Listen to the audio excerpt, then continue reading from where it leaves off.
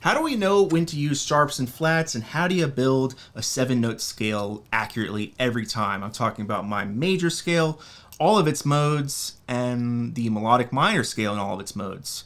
Any 7-note scale. The trick is this: we need every iteration of our 7 letters of the musical alphabet. So if I have an A minor scale, natural A minor, A, B, C, D, E, F, G, A. That's all of our natural notes. A, B, C, D, E, F, G, A. I've got every letter, and it's walking up stepwise, because that's what our scales do. They go in order, moving in whole steps or half steps. So I can't have this: A, B, B sharp, D, E, E sharp, G, A. So that already confused me. Because if I have a B and another type of B sharp, well, B sharp to D doesn't make sense. That looks like, on paper, a skip. And it's confusing. E to E sharp, well, E sharp to G, that seems like a skip. Any kind of E to any kind of G seems like a skip on paper or kind of in my head.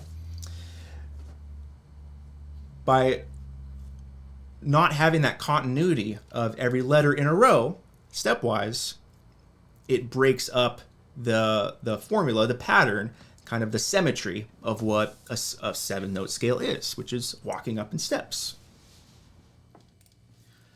So you're going to know with any key, as soon as you have a flat, all the rest need to be flat. If there are going to be any other altered notes, it's going to stay with the flats. Because otherwise, if you mix flats and sharps, you start to get that disconnected alphabet.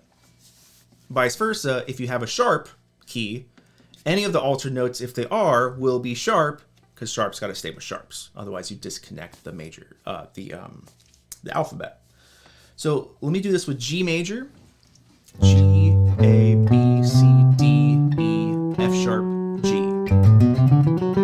Everything except F is natural. F is sharp. And it has to be, because G, A, B, C, D, E, G flat, well, F sharp and G flat are the same thing, right? Is it not my artistic prerogative to call it whatever the hell I want? Sure, but in reality, no. Because having a G flat in a G major scale doesn't make any fucking sense. That confuses me. I don't want to get confused. I don't want to confuse other people. And that could be speaking it or writing it down. However we are delivering this information, whether it's to ourselves or to other people, other musicians, we want to talk within a common framework. And in Western music, this is how we deal with these scales. This is how we find our sharps and flats. So let me go to a rough key. I did this last night in a group class. I did the key of F sharp major. How do you know what the hell ones are sharp or flat or whatever? So you have to know the major scale formula, whatever scale formula. So that's kind of, you got to come to the table knowing the formula. But F sharp is my first note. That automatically means the rest of my notes, whatever they're going to be, there's going to be a sharp if it's altered to keep the continuity of the alphabet. So I've got F sharp, G sharp, A sharp, B, C sharp, D sharp, F sharp. Just kidding, sorry. D sharp, E sharp, F sharp. It's a tough key because we don't want to think about E sharps. That just blows your mind because an E sharp is an F. Like, that is what it is. You look at the piano, there's no E sharp, it's just an F. Yes, absolutely. But when we're talking in keys specifically, we want to make sure we keep the alphabet together. Keep it together, folks. So that's F sharp, G sharp, A sharp, B, C sharp, D sharp, E sharp, F sharp. Otherwise, you might just mix it up and it could be whatever the hell I want. It could be F sharp, A flat, B flat, B, C sharp, E flat, E sharp, F sharp. That totally messes with things, and I'm not going to be able to understand that conceptually. The other thing is with intervals. So if you know your looking for a third, if I ask you, hey, play a third, a minor third from C, up from C, you play a minor third, well, it can't be D sharp.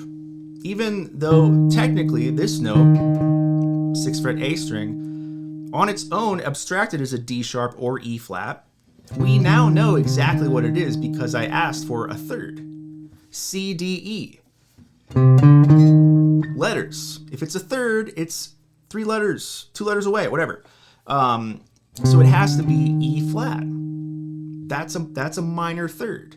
A D sharp is not a minor third. It's an augmented second. You get into stuff that you don't really need to think about until you're kind of getting into heavier topics, harmonic minor, and whatever.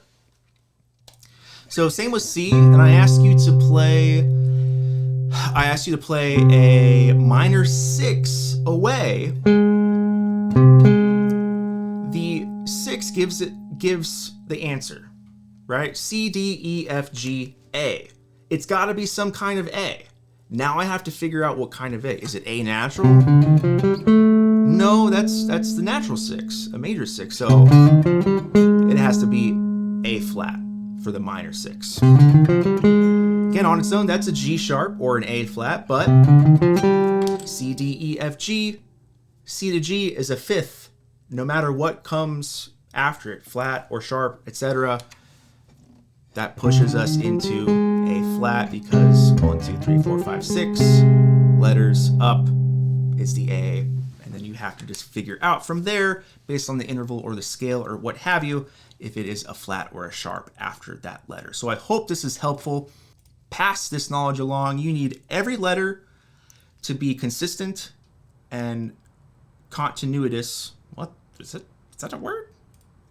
And have continuity in the musical alphabet if you're playing a 7-note stepwise scale.